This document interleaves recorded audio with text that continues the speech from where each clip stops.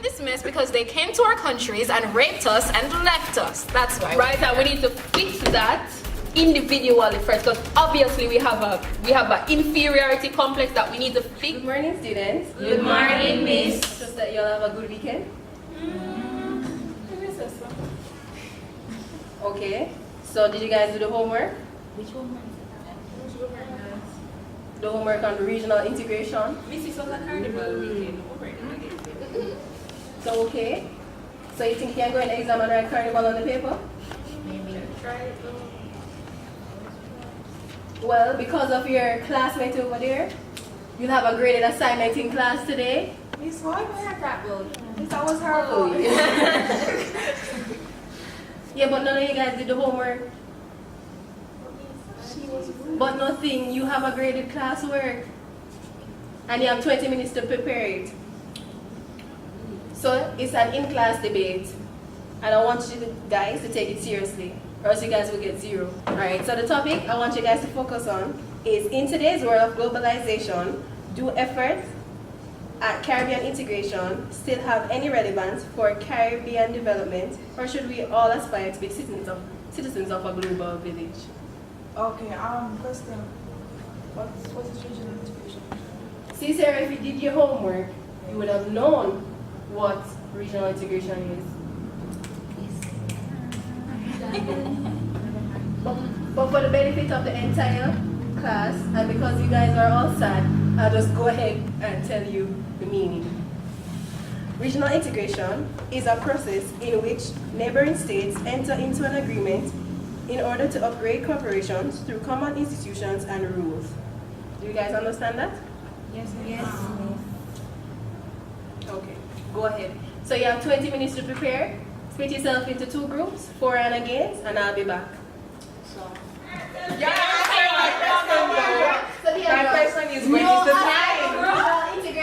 When we conduct ourselves on a national level, we can try to fix And ourselves how on do a you propose we regional fix ourselves on a level. national level? Another day, Maybe if we had that from 1958, we would have figured it out. So guys, your 20 minutes are up. Any volunteers to go first?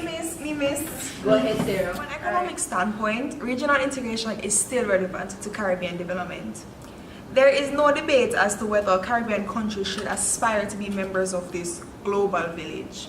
By having an open economy and participating in trade across international borders, we have already established ourselves as members of this village. This being said, regional integration is not only relevant but necessary to the strengthening of the Caribbean presence power in this global village. The Caribbean consists of a group of small economies. These smaller economies often lack the resources to make large public investments. Regional collaboration and integration provides them this opportunity to overcome the limitations of a relatively smaller size of the economies. Continued progress towards a common economy will allow the economies to pool their resources and access larger markets. Cost pooling will not only allow Caribbean markets to grow and flourish, but enables investment in public services and infrastructure within the region. This is particularly beneficial to the Caribbean, as we are especially prone to natural disasters, the most common of which are hurricane, flooding, and earthquakes, right? Regional integration therefore strengthens the ability of these countries to cope with the negative shocks. The Caribbean Catastrophic Risk Insurance Facility is a prime example of the benefit of regional economic and financial support. According to their website, it aims to effectively mobilize emergency funds within the first 2 weeks of a natural disaster. An example of this is seen on October 31st, 2018, where, due to its excess rainfall policy, Trinidad and Tobago received a payout of US $2,530,550 to recover from flooding due to the heavy rains that they experienced between October 18th and October 20th of that very same year. Miss, I'd have to disagree with what Sarah just said. May I ask why? Well, regional integration has little to no relevance today in the Caribbean. What would be better in strengthening the Caribbean as a whole to find their place on the global market would be strengthening the individual countries' economy so that they have a better grounds on the global market. This is my reason being is because when regional integration agreement is formed, member countries are required to give up some powers over key policies such as physical, trade, or monetary policies. What affects the member country most is the trade. And trade is a very important thing in the Caribbean, is where we get most of our income from, right? Trade division is the flip side of the trade creation. It is where countries who identify as part of the regional integration agreement trade with member countries regardless if they are going to pay a higher price than they would when trading with a non-member, or even have to deal with a less efficient producer. Trade barriers are a result of trade division.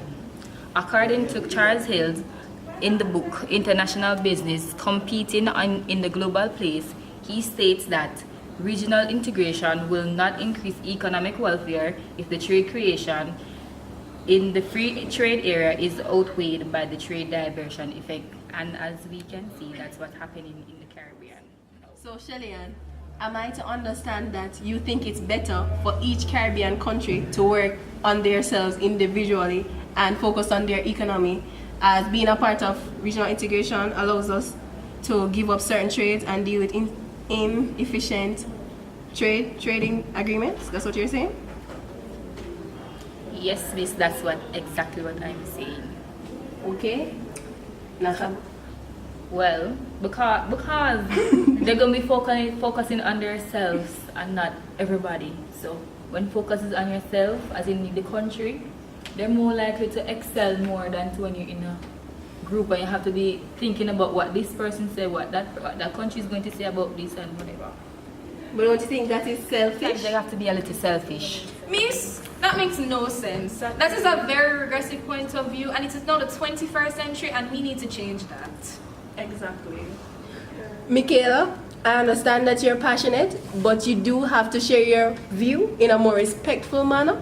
So do your group have something to say or would like to add to the presentation? Yes, miss. Okay, go ahead. The integration process has been deepened by many Caribbean-based organizations combating these social issues, such as the Caribbean Examinations Council, CXC, and the University of the West Indies, UW.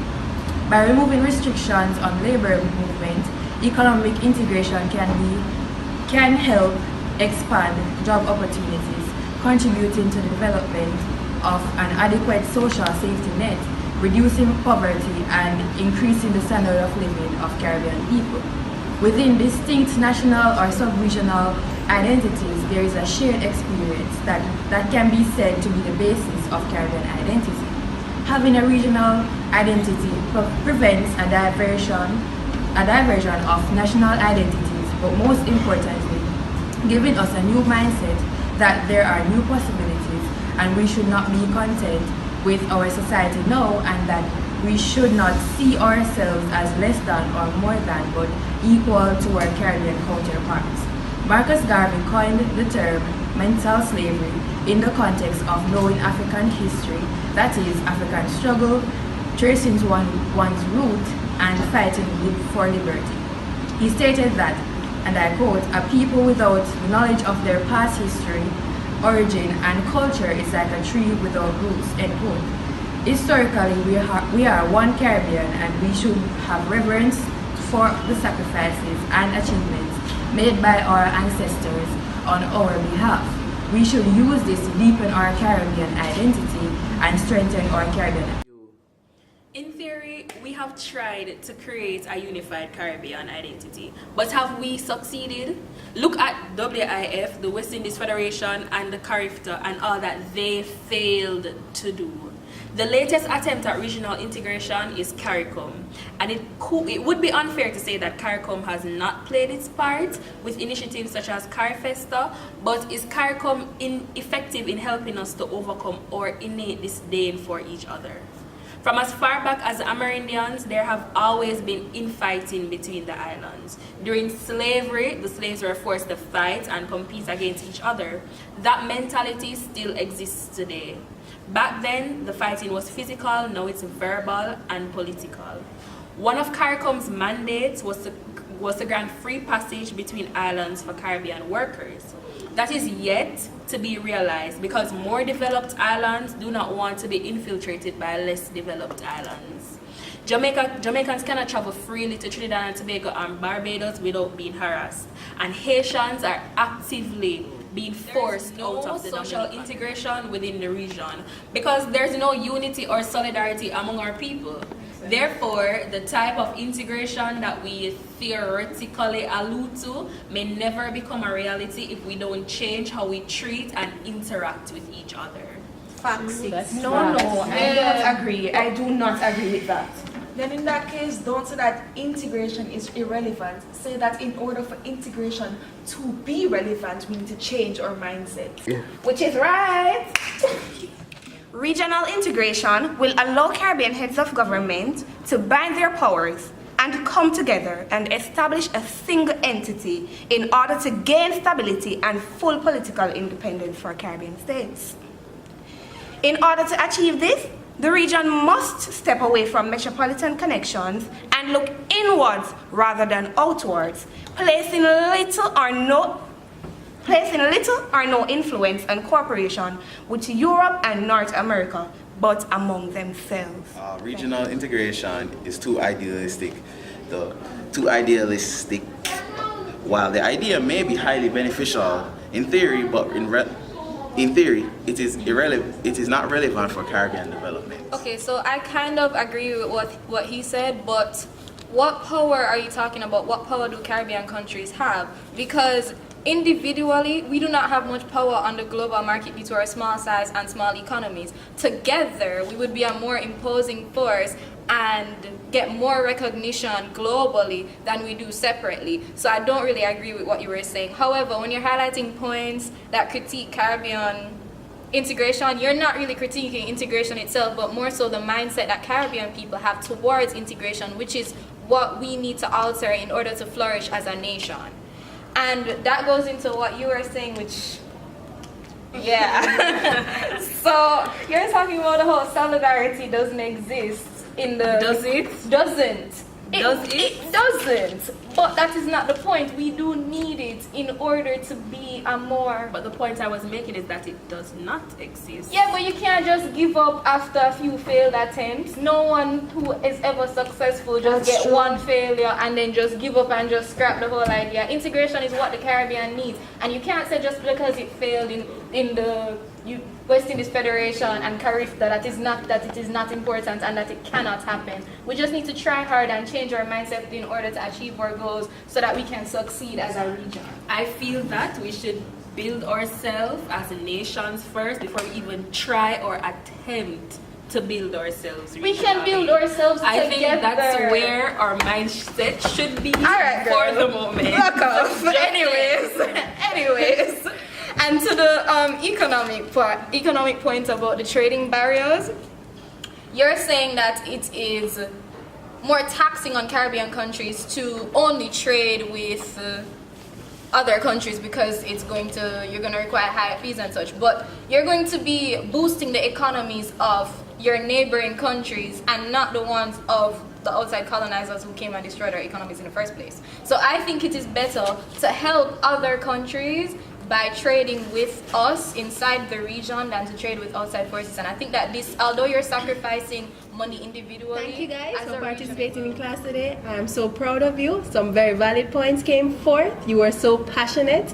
It was a very vibrant discussion. Despite the fact that you guys didn't do your homework, I'm still proud of you. Very good. Well done. 100%.